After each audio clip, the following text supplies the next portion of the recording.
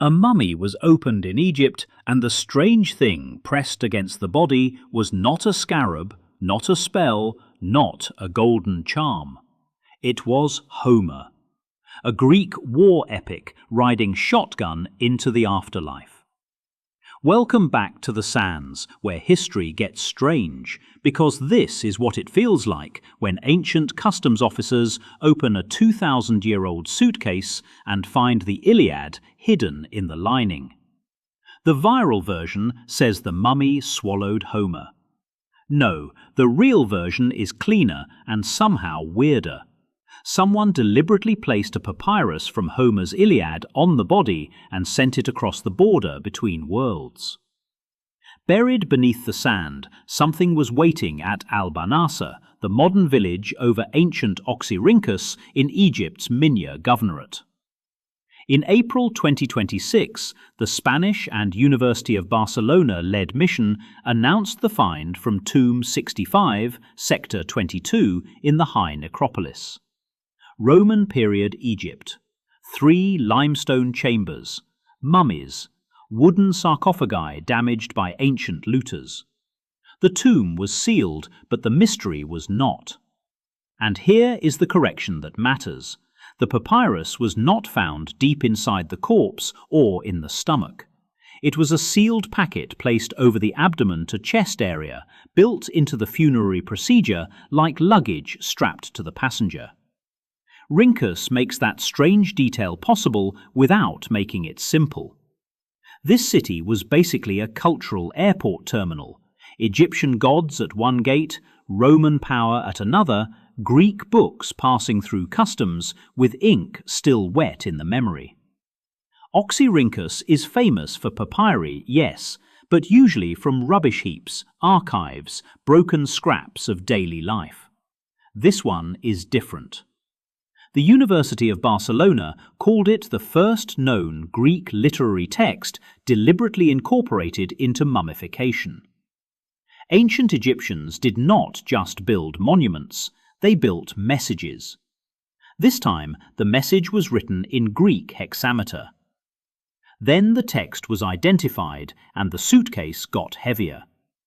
Specialists Leah Maskia and Ignazi Xavier Adiego recognized it as Iliad Book 2, the Catalogue of Ships. Not random Greek words, a launch manifest for war. Names of forces and leaders sailing toward Troy, a roll call that once tied Greek communities to a shared heroic past. The dead was not packed with a prayer scroll. The dead was packed with a fleet list, a travel document made of memory. So what was it doing there?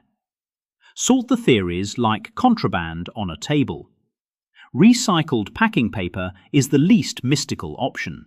Papyrus had value and old text could be reused. Fine, dry but possible. Then comes the status badge.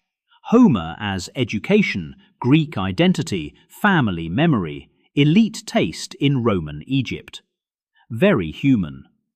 But the placement on the body keeps tapping the glass. This may be theory, but the question is real. Did literature become protection, identity, or ritual technology?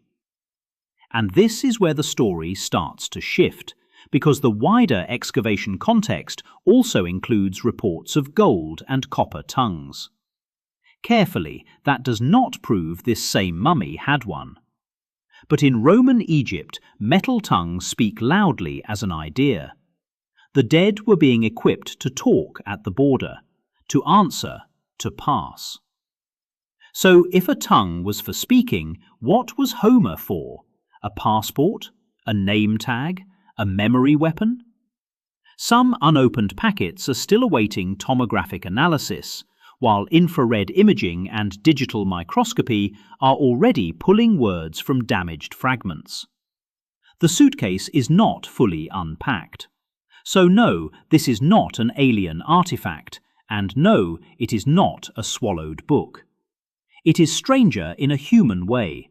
Egyptian mummification carrying Greek epic through a Roman period grave. Archaeologists opened funerary Egypt expecting one kind of death kit and found a travel bag packed with war poetry, metal tongues, and unanswered intent. Maybe Homer was not placed there by accident. Maybe someone wanted the dead to cross eternity, carrying a story about glory, death, and the long voyage home. Keep weighing the bigger Egypt Explained question with me.